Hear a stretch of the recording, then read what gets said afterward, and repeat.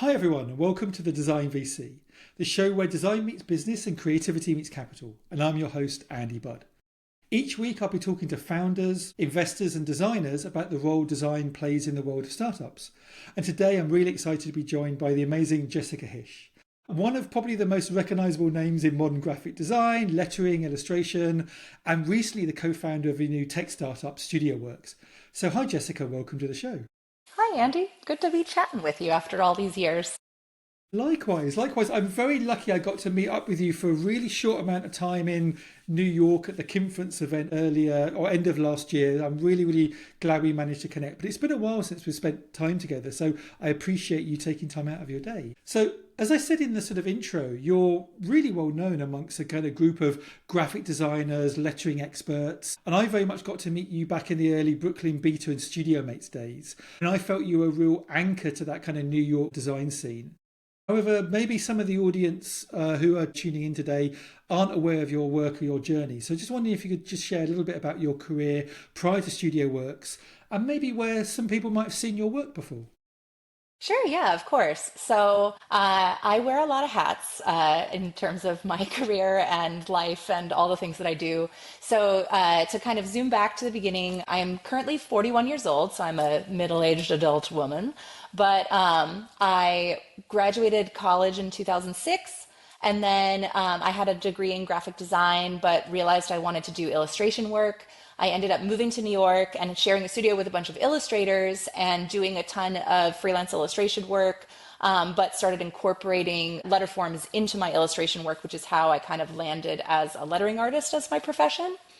And then with the Studio Mates connection, I've never been able to work from home. Like I'm in my studio right now. And so I bought an apartment in 2008 and thought that I could work from home now that I had like a nice separate space to myself, but turned out it wasn't real and true. And so my illustration friends had no space in their space. And so I ended up hooking up with a bunch of web folks down in Dumbo and sharing a space with them. And it ended up being quite kismet because I love tinkering with the web and just it was kind of like an explosion of creativity time for me. So back at that point in time, most of my work that I was doing like for clients and still is the case is commercial lettering work. And so I do all kinds of different kinds of things. I do a lot of logo work now, especially logo refresh work. One that was a really cool one that I got to do a couple years back was a refresh for Squier, which is one of Fender's brands for guitars. And so I have a Squier Telecaster in my office and everyone always asks me if I play and I say, nope, just did the logo. But so logo work is big. I do a lot of book cover work, also just like on all kinds of commercial projects like packaging and that kind of thing. And then film titles and television titles as well, like things for entertainment. I did the titles for Wes Anderson's Moonrise Kingdom, and I also did the main title design for Are You There, God? It's Me, Margaret, that came out a couple years ago. And so my job is really fun and cool, and I love it. But I also really love building stuff for the web, but I don't do it for clients. I basically just like surround myself with tools and ways to make things just to like enable my own creativity and reduce the friction of the things that I personally want to make. And the web has really been a thing like that for me, which is how we ended up kind of knowing each other because I had so much overlap and interplay within the web world, even though professionally I had nothing to do with it. And so that time between like 2008 and 2011 was like a big explosion of me playing around a lot with internet projects. And I had sort of left that behind, like once I kind of got into doing like just, you know, generally more client work. And I also own 2 brick and mortar retail stores and do printmaking and all kinds of stuff. But very recently, I decided like, man, I really miss building things on the web. I really miss making fun tools for people. And I had reached out to Chris Shiflett, who was my old studio mate in Dumbo, just on a whim, because I was like, you know, I know Chris loves to build stuff too. And I know that he misses this time and like making these like more like niche one-off things. And we had this incredible conversation where we basically were like, what if we did all these things, which was the foundation of what became StudioWorks. And so our origin story is basically, it started with a cold call from me to Chris. So from like start to kickoff, it was like a month. And I went from being like, maybe we should build like fun one-off tools to like, I guess we're starting a company together. I mean, that's amazing. And that's an amazing whistle-stop tour of your career. I mean, again, so many different things, movie titles or Wes Anderson stuff. You talked about kind of book covers. Jake Knapp and John Zaraski were on the podcast a few weeks ago, and you obviously did their amazing cover of Click, I believe. The stores, you're incredibly prolific. So it's amazing you sort of found time to also start another kind of internet business. But for people that haven't come across StudioWorks before, like, what is it you're actually building? What problem are you solving, and why are you solving it? Probably good to tell you about the actual product itself. So because everything is like a template now, and also because all businesses basically try to capture the largest audience possible, it's really hard to find something that feels like it was built specifically for your use case. So as a creative person who runs their own business, we have to use business tools, but those business tools are made for like any business, not for your business. And so what happens is, as a creative studio or an independent creative, or really just like any kind of freelancer that like is a service-oriented freelance person, right? You're using these tools in the same way that like a plumber uses them.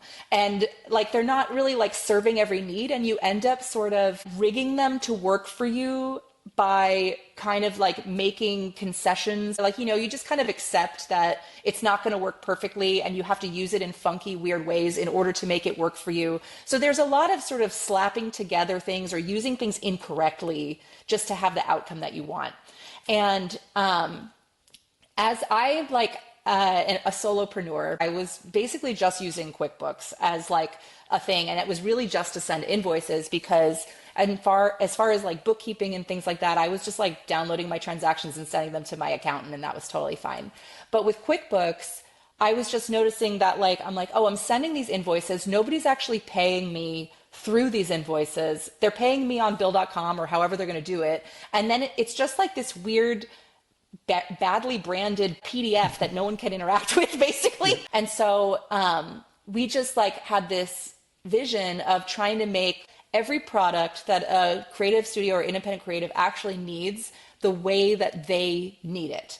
And just to keep our team small, make sure that we were trying in every way not to raise money so that we didn't have to bend to this idea that like growth rules all or anything like that, and just really see the audience and meet them where they are and really try to solve their problems.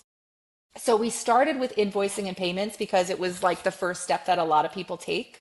And we've been now like dipping our toes into the other products that were in our pipeline that we've wanted to build. So one of them was this sort of like client organization CRM-ish kind of product. So right now it's just about sort of like collecting data and like being a really good online Rolodex. Like, what if LinkedIn wasn't a social media network?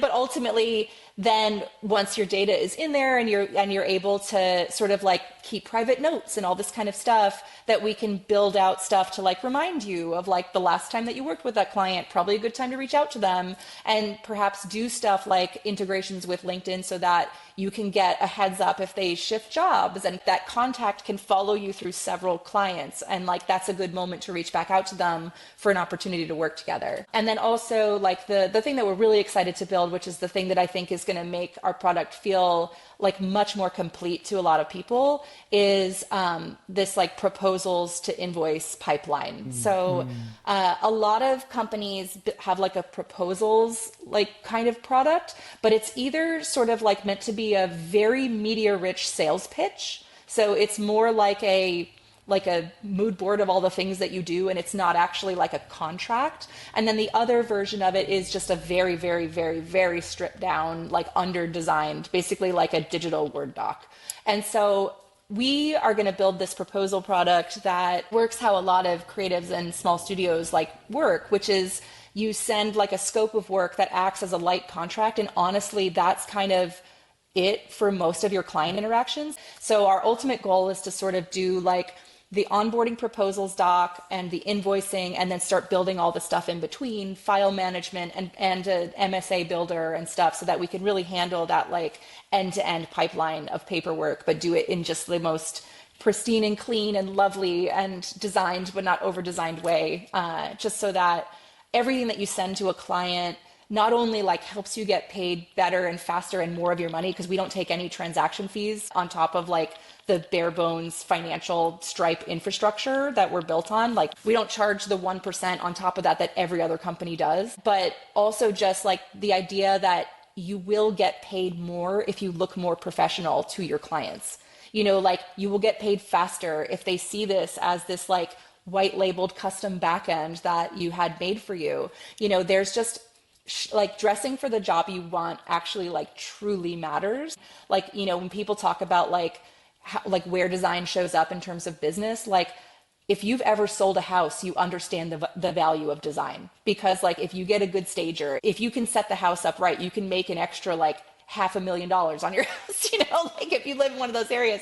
And I think that like designers understand that, but it's hard for them to feel that because they've never had the capacity to have that be part of their professional stack. And so we just really want to basically like help people make more money and look more professional to everyone by making them just like have this tool that was built just for their flow. Like, so we just want you to look good to your client. We don't need your client to be our customer. So I mean, that's amazing. I mean, a bunch of things there. I think first off, it sounds like the product's come on since I last saw it, when it was mostly payments and invoicing. So you're figuring out other areas that you can add value, which is brilliant.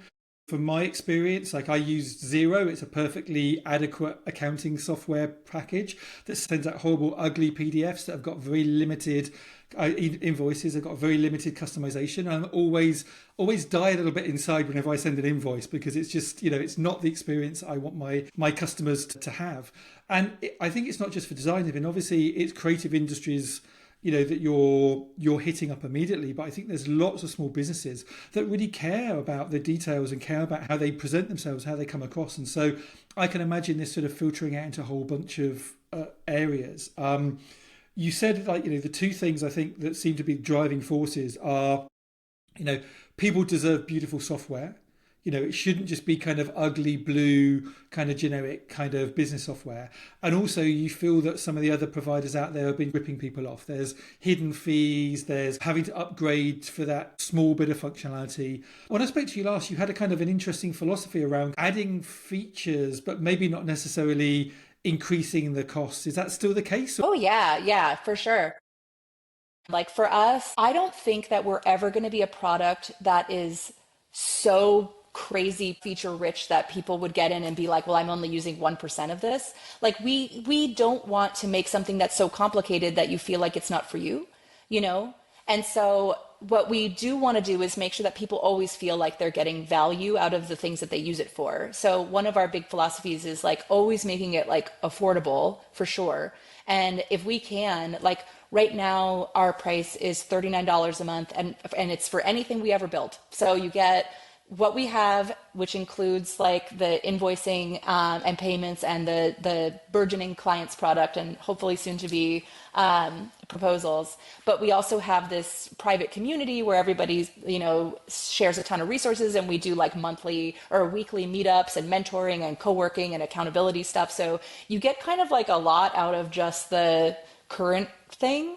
And our goal is like, if we can get to a place where we can actually lower the price from there for everyone, we would, you know, because what we don't want to do is have this boil the frog situation, which a lot of software companies do. And they do that for good reason, because what they do is they operate at a loss just to get customers forever. So they'll make their product free or $9 or whatever, and they know that that's not a sustainable price. So they say like, oh yeah, this is our price. And then they just slowly raise it to what it should have been all along. But it feels icky when that happens, because it does feel like a rug pull. And the thing is, that's a business model. It's a totally valid business model, but it doesn't feel good as a individual person when you are sort of like working on your annual budget or your monthly budget, and you kind of think of a certain number and then suddenly that number starts to change. So for people that don't earn a lot of money. It can make a really big difference when that starts to happen. And all of these other softwares are meant to like lock you into their ecosystem. So it becomes really difficult to leave. So then you have to kind of ask yourself, like, am I okay paying this higher thing that makes me uncomfortable because it's harder to leave it than to stay? And that's where it starts to get funky. Like, and I've just had this philosophy with everything that I've done in terms of sharing business resources and things like that, is I don't want to help rich people get richer. I want to help everyone. Because like if we can raise the bottom, it helps the top. I for sure want to be something for successful people, but I don't want to create a walled off garden that you can only use if you're already successful. Like the goal is to help people become more successful wherever they are. And I just don't think that we need to have these different, like, you're very successful, so you owe us $300 a month, and you're not really successful, so you owe us this lower amount. Like, if we don't have to do that, like, why should we do it? And so that's why yesterday we actually released our library, and you were talking about Zero. One of the things that we have been contending with a lot with our current users and onboarding people is people need like a bookkeeping solution, because they're like, I just can't leave QuickBooks because it's there. Or I can't leave Zero because my accountant uses it or whatever. But after doing like kind of a lot of talking to people and research, we sort of have this thing that happens, which is that if your accountant uses one kind of software, you're kind of locked into what your accountant wants. So like no matter what, if you use that accountant and your accountant uses Zero, you're using Zero. And so like, even if we did bookkeeping, you would still have to use Zero if you use that accountant. You know what I mean? And so what we're trying to do is come up with like a good flexible solution for bookkeeping that allows you to like deliver what your accountant needs without necessarily needing to be in their environment. So the thing that I built that's actually free and up for anyone right now is my dream bookkeeping tool, because it's basically like a much more streamlined, automated version of how I do my bookkeeping. And I have a really complicated business, and I do it once a year before I do my taxes, because I like still, pay quarterlies, or, I'm like a corporation. I do what I need to do. But when I send all my expenses and income or whatever, I just like do it all manually in spreadsheets, which takes like about 5 or 6 hours. And the reason why I do it manually once a year is because if I was doing it on bookkeeping software, I'd probably be doing it for like an hour every week. And that equals 52 hours at the end of the year instead of my 1 day of doing bookkeeping. And so one of our big philosophies with StudioWorks is to not build something that gives you this like false sense of safety that it's like doing the work for you. We want to be everything that you need and nothing that you don't. We don't want to trick you into using the product more because that makes you feel better and makes you feel like you're on top of your business. And I think that a lot of financial software, you sort of get this sense that like, oh, I'm paying for this thing and this thing is doing stuff for me, therefore I'm good. But you end up doing just as much manual work because that thing makes wrong guesses and all this kind of stuff. And so we're just trying to be like, you don't need to be paying for that thing that you're already doing all the manual work and you're just doing it in a shitty environment, and you're still paying like $80 a month to do that thing. Like, so the tool that I built, you upload CSV transactions. You can do like individual months or weeks or however you want to do it, or you can just do like the whole year at once. And it automatically splits and sorts everything into categories. It'll take its best guesses. And I like went in and like custom wrote these JSON files based on things that I know are like common vendors for creatives and other people. And so literally in seconds, you have a completely organized exportable CSV. And when it exports as a consolidated transaction CSV, a folder full of split ones. So your expenses, income, credit card payments, everything gets split out into its own CSV, plus your original documents. So you can just hand that over to your accountant and it's everything that they need. You can export it in QuickBooks format or just a CSV. They can upload it into whatever they need to upload it into to do your stuff. And you are not locked into the environment of whatever bookkeeping software. Like, you don't have to worry about like, oh, but I have years of backlog in this. You just have a folder on your computer with all of your data. And so that's what we're trying to do, is sort of like straddle the line between software that's helpful and software that is like so much that it becomes unhelpful, and it actually makes it harder to shift and be fluid as a business, or to like move from one accountant to another, or from one kind of business structure to another. But we know that people run their businesses really different ways, and we don't want to try and take guesses, and we don't want to build things that only serve like one very small niche of that. We want to build like the most flexible stuff possible that makes people feel really empowered, like that basically like it's their data and they own it, and that we're not trying to lock them into any sort of thing. We want them to stay in it because they love it and because it works for them, and not because we've basically like forced them to stay in it because they've gotten like intertwined into this ecosystem that they can't leave. And that feels like a very kind of sort of designery approach. I want to build software that people love and stay there because they want to use the product, rather than they've been locked in. I mean, I'm sure we've all got software. I've got products like Evernote, which I use not because I love the product anymore, but because so much of my workflow and my data's in there. And the idea of like taking it out and exporting it to something better just fills me with a dread. But that really benefits them. Like, they don't have to put the effort in necessarily if they know they've got this sort of lock-in. So I love that. I also love the simplicity. It sounds like, you're not a company that has 3, 4, 5 different tiers, or is exploring, value-based pricing or usage-based pricing. There's a real simple kind of like one and done pricing model at the moment. You said that there's no kind of freemium though. Like, is it a little bit difficult to convince people to start using your product? Is it just like a 7-day trial and then you have to start paying? Like, how do you kind of onboard people into the platform? Right now we have a 7-day trial. We just started having sort of like a universal free trial. Prior to that, we didn't really advertise a free trial, but anytime that we talked about it, we would have like a referral code so that you would get a free month. And our members all have a referral code that if they share their referral code with anyone, they get a free month if they turn into a paid customer. So they can essentially like give away a free month of the product, and then they get a free month back if they end up staying on. And we've had like sort of mixed success with that. Like, some people are definitely sharing their code, but I think because the product hasn't been as rich yet, and because it still has, most of our offering has been like the invoicing and payments, and we've just kind of now started eking into other stuff.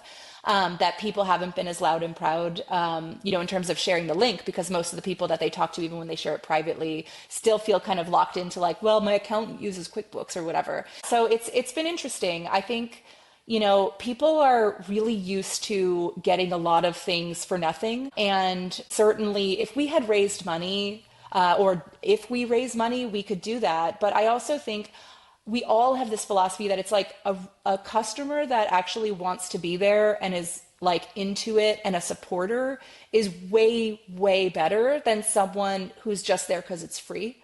And so we'd rather take this longer, slower, organic approach than sort of the like get blasted with a bunch of free people that we now have to like do customer service and support for, that are really not loyal to the product and are only there just because it's like a good deal, I mean, it can be a real challenge. I mean, obviously, like sort of the freemium model can be a really good way of helping people discover your product, get used to it. With business software, it's difficult to kind of evaluate a thing in 7 days. Like, you might need to kind of start playing with it over the course of many months. But on the other hand, I think it can also be a bit of a drag on your other customers. Like, if you've got 90% of your users are using the free product, basically the 10% of your paying customers are not only paying for what they're getting, they're paying for everybody else. They're paying for everybody else. Exactly. It feels like there's almost like a moral, ethical element to your position. It's like, why should we have a whole bunch of people paying for everybody else to use a product for free? So I kind of get that.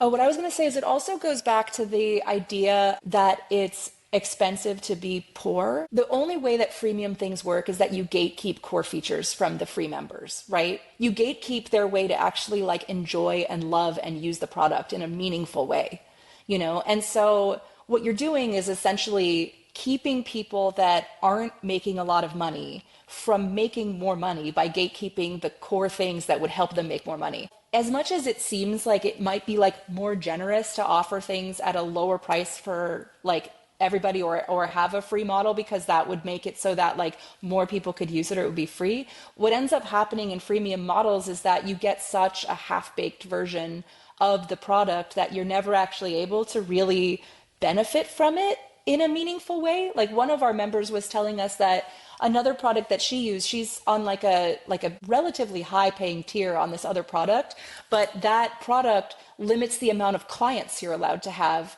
And so she was like adding a new client to the thing, and after she got all of the information in and clicked save, it was like, oh, actually, we can't save this for you because you have too many clients, deleted the info. And so every time that she adds a new client to that other software, she has to go in and delete another client because the next tier up is like another $50 or $100 a month.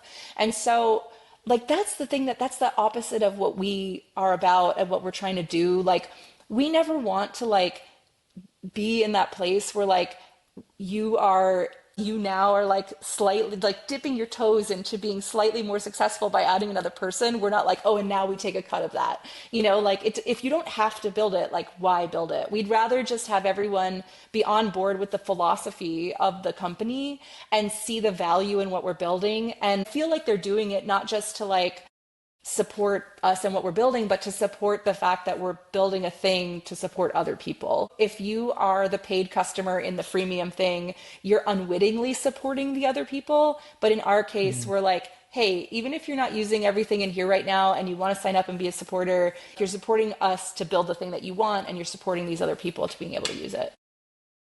Is there a risk, though, that you kind of end up over servicing your customers? You're selling them an amazing, fully featured product at a really low price. And the risk of that is it means that you become unsustainable because obviously, you know, like you want your product to carry on and to be in existence. You want to be able to maybe hire more staff to build more features. You want to be able to offer a better customer experience. And so you want to hire CX teams, et cetera, et cetera. Like, is there a risk that by having that kind of sort of model of trying to give everybody everything at a low cost, that kind of limits your ability to grow and or your ability to sort of service customers? Well, I think it really, you just have to make smart decisions about staffing and the team. Because really the thing is, like, right now, we definitely need more customers to hit a point of sustainability, but we don't need that many more. You know, like we have something around 500 paid customers right now, but in order for all of us to have like tech level salaries, we need about 2,000 customers, like 2,000 to 2,500 customers, which to me, in terms of the amount of creative people in the world, is not that many people. You know, so if we had 10,000 customers, it would be like an absolute runaway success. You know, and there are companies like and.co, for instance, was a company that served creative people. They ended up getting acquired by Fiverr, and they're getting shut down this year. I think at their peak, they had something like 250,000 customers. And they probably did have lower price points and a freemium model and a higher thing or whatever. But still, that shows me that there's like a massive market of creative people. And as long as we're smart about the team that we build and the things that we're interested in, like, I don't think I would want our company to be ever more than like 10 to 15 people, just because I want to keep this philosophy of like us collaborating and working together, and that we are just kind of this like united front. And so if we ever get to that point where we're like, oh, we need more staff, we need more this, it'll be like a fun problem to solve. But I think that that's where your sort of stance on who you are and what you want to build can really matter the most, because that's where that pivot happens, where it's like, okay, now do we stop serving these people because there's all these people over here that want us? Do we stop doing this thing that felt like it was core to what we are and what we do because we see dollar signs in our eyes? And that's, I think, where a lot of things go wrong with products. They go right for the companies, but they go wrong for the product because you end up abandoning the people that got you there in the first place. And then you end up in this like really precarious place where your users and your customers are not loyal to you. The loyal people have left because you don't serve them anymore. And then the only people that are there are the people that are just waiting for the better option.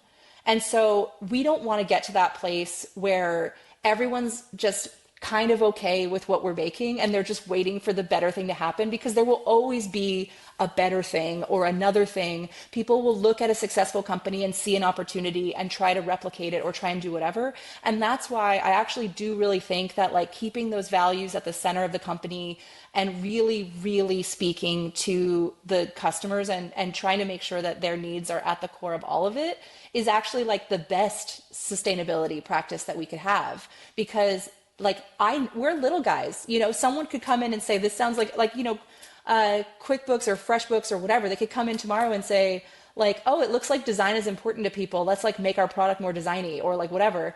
But the thing is, there's still a huge company that's doing that is not loyal to their customers, you know, and people will still want to support a small indie software company that's trying to really speak to them and get on their level. So I'm cool never being an actual competitor to the big guys. I don't want that to happen. What I want to do is to make a real small business that is successful, that serves people, and we can just keep serving them. Do you think that it's not possible to build a business that's of a higher scale that is good and ethical and delivers quality? Because I guess I can totally see, like, you know, in terms of kind of like your quality of life, 15-person team serving 10,000 people is a really, really nice space. And like you say, you can build a company of that size that can give you and your team meaningful incomes, meaningful kind of quality of life. But if you're thinking about serving all these amazing creatives, if you can serve 10,000 people, what if you could serve 50,000? What if you could serve the 250,000 that you talked about this other company, but in the right way? Like, is there a worry that you might artificially cap the number of people that you can deliver this amazing product to? I don't think so, because there's nothing like, it's not like I'm saying, no, don't sign up. You know, I think what you're doing is you're making a thing for the audience that you want to make it for.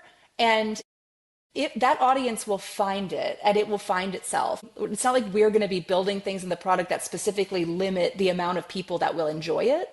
It's just more like we're not going to see all of a sudden like, oh, if we make this like way more loosey-goosey, we can attract any freelancer and then any this. And then all of a sudden the product starts not speaking to our audience anymore. If you think about even just Adobe users, there's 68 million people that use Adobe products.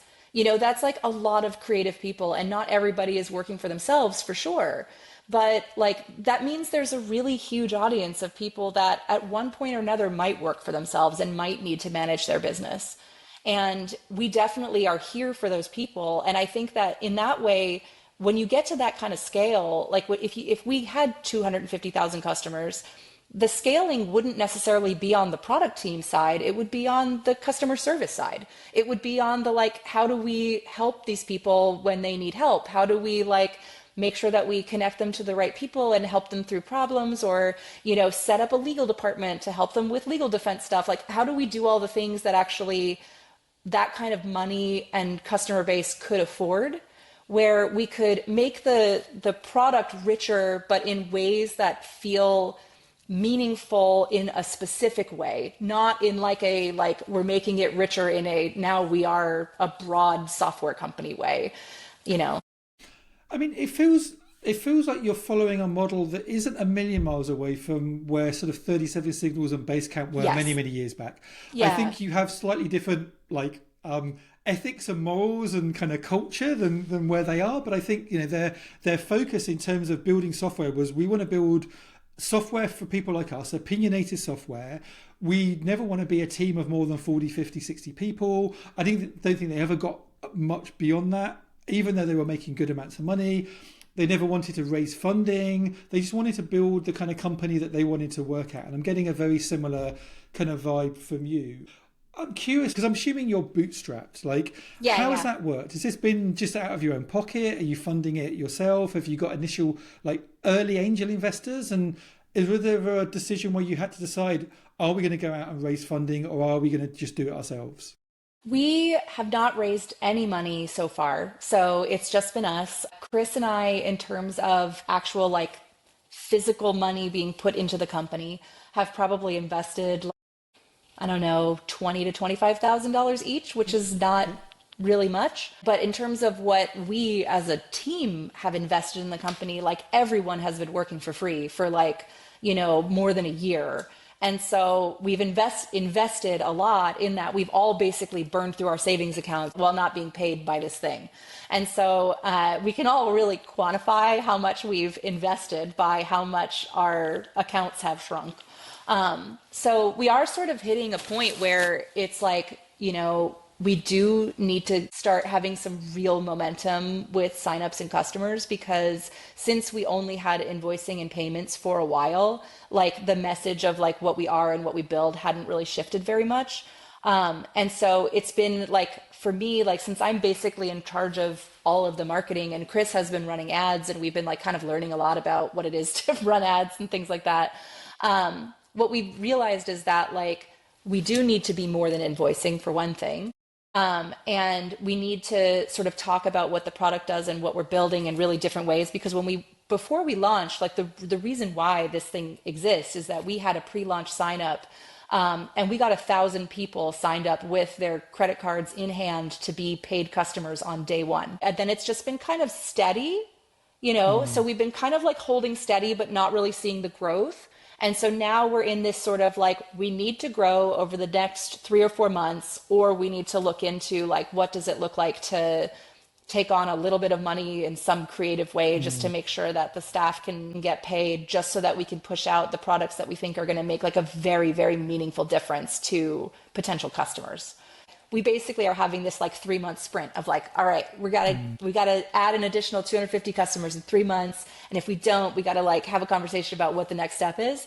And I was like, if we want to, I'll just put in my own money into it and you guys can get paid, because I really believe it. And I really believe that when we like have proposals, that it's going to be well-rounded enough for most people. And so we definitely like have a million options. Like people reach out to us all the time trying to throw money at us.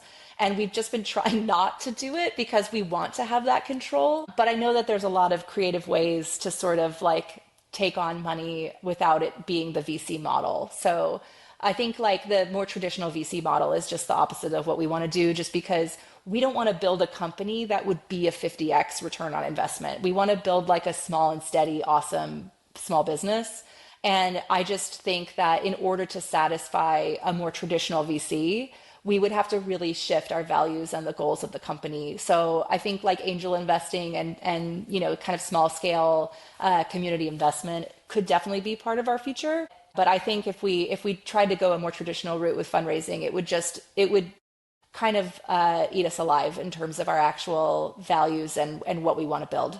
I think what you've described as kind of the journey and the kind of company you're building is very much in opposition to what a VC wants. Just because of the way the VC model works, there's an expectation that in order to get their money back and to pay for all of the investments that don't go anywhere, you need to build a company that's doing around $100 million a year in revenue. That means you need to be $1 billion business. That is really, really tough to build. Like very few of those sort of make it. So I think you wouldn't be in that kind of VC world. But have you come across the kind of concept of seed strapping at all? Is that a term that you've heard? Or we've had a number of people that have told us that they've had really successful like early starts by just like strapping together 50 small scale or like 30 small scale investors to just like get them through, and then the return is like 2x or 3x instead of 50x, and they're all like, it's not a lot of money, it's just enough to sort of push you over the finish line on some things that you want to build. So we're definitely open to that. Again, we're trying to do it without it, just because if you can, why not? But I just feel like we have a lot of options. And so we're just kind of trying to push through this for now. And then, if we just need a little bit of extra oomph to really push it over the finish line, I do think that there's a lot of options. I mean, bootstrapping, there's a real culture around bootstrapping. There's a real kind of romance around it as well. And I think that's the desire for independence, the desire for creative control. But it is also kind of challenging. Growth in the early stages is an S-curve. It's kind of slow at the start, and then once you find product market fit and get the word out, it kind of ramps up.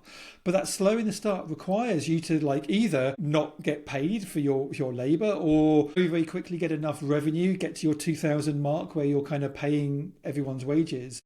Or some of it becomes being really fortunate, coming from a world of money, having kind of money in the bank and kind of paying for yourself. And that can be great for some, but it can be a little bit kind of difficult for other people to do. So I think a lot of the talk around kind of bootstrapping maybe doesn't sort of reflect the fact that how hard it is or how fortunate you have to be in a position where you can bootstrap.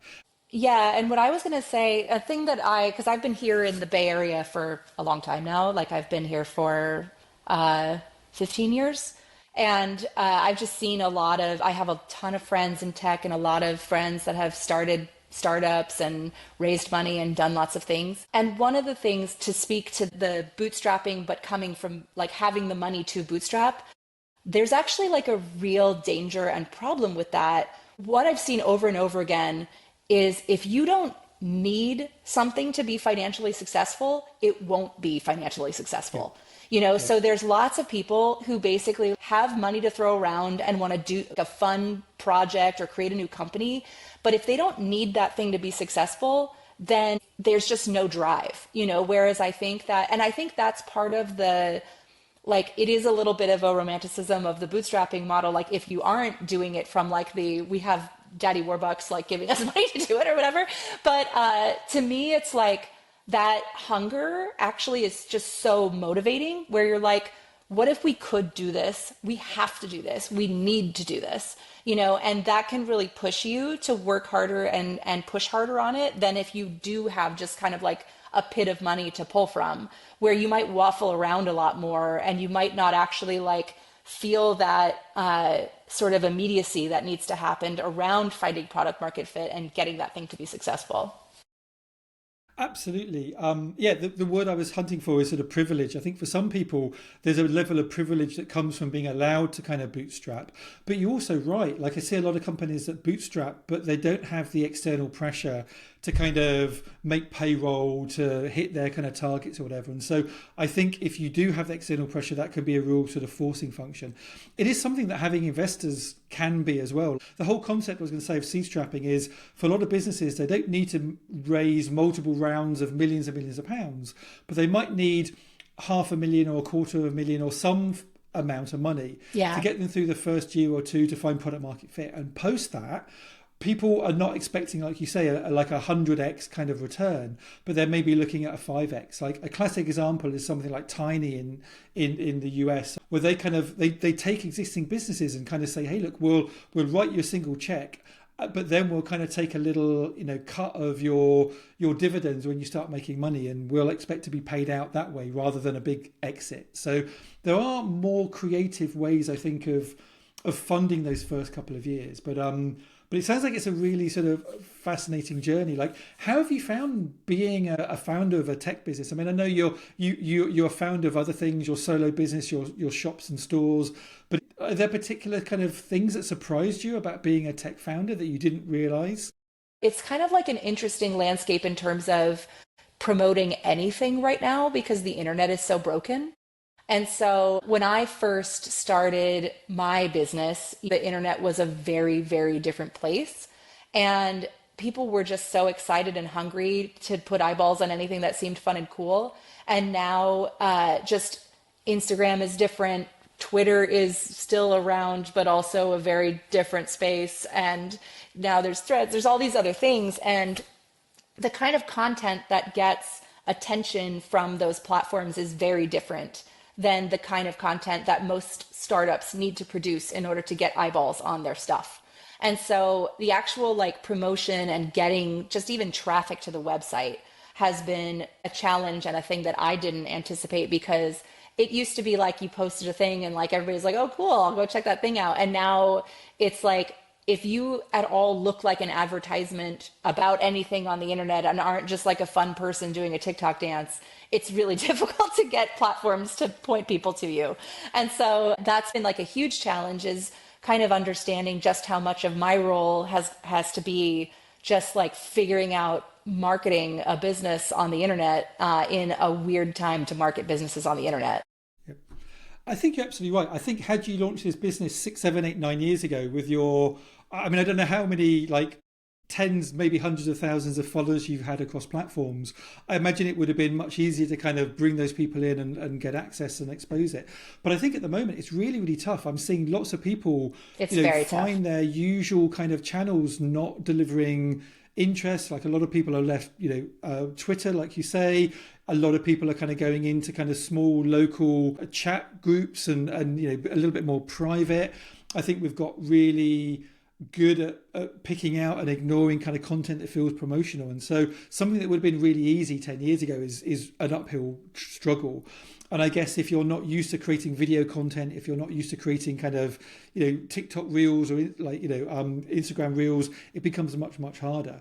On the other hand, I guess one of your benefits is you are, a cheerleader. You are really well known. I imagine coming and doing things like this is always, a way of getting the message out. You speak at conferences and events. And so I guess a big part of your role is to kind of help bang the drum and highlight the challenge that people have and what your problem solves. I'm just curious, I think you are a bit of a role model and inspiration to a lot of designers. You might not feel that. It might feel a little bit weird, but I'm sure you are. If a designer is listening to this and listening to your founder journey, what advice would you give them around kind of starting their own business? Well, a bootstrap software business is really different than should I start my own business? I think it's difficult to tell someone to quit a crazy high paying job at a tech company because you will literally never make that money again in your life. I know people that are founders of huge businesses that generate millions of dollars of revenue, and their take home salary is still quite similar to what a Meta salary is for a mid-level product designer. So I think most people that work at specific, very, very high paying tech jobs, should really look at the situation that they're in and understand that there are very few other situations that will pay them as much money, especially starting your own company. Because starting your own company, yes, there's a chance that you'll be wildly successful and be able to pay yourself loads of money. But I mean, the real reason to start a company is not because you want to make more money than your tech job. It's because you want a really different life than your tech job allows. So anyone that actually goes off to start their own business, the main advice that I would say is you want to build a business that creates the life that you want for you, whatever that is. And that's really the goal. If we zoom back to StudioWorks, that's why we have our philosophies of where we are, is that all of us just want to work a job that we love with people that we love and make enough money to pay our families and have flexibility to go on vacations and do things. And we're not trying to live in a fucking castle of emeralds, we're just trying to have a nice life with our families and support other people to have a nice life with their families. And I think that you really have to zoom out and ask yourself what your goals are. Another thing is don't spend money you can't afford to lose. I think that there's a real difference between investing in a thing will pay you back on some timeline versus throwing money into the wind.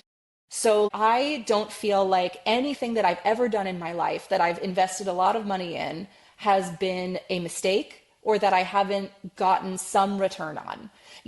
I have these brick and mortar shops. They do not make money. They make a modest amount of money. But what they give to me is really hard to communicate to other people. They give me this capacity to engage with the community in a way that I couldn't before. They give me a way for people to have a physical relationship with the things that they buy that I make. They can see where things happen. And that is really valuable to me in a way that if it was just about the money, it would be a terrible idea to start a brick and mortar retail store that has no online presence really. You have to just look at overall what starting that business does for you. Sometimes it's money, sometimes it's lifestyle, sometimes it's just feeling an amazing sense of self, sometimes it's community engagement. Whatever it is, all of those things are ways that you are paying yourself from that business. But with StudioWorks, we've all invested a lot of ourselves into it.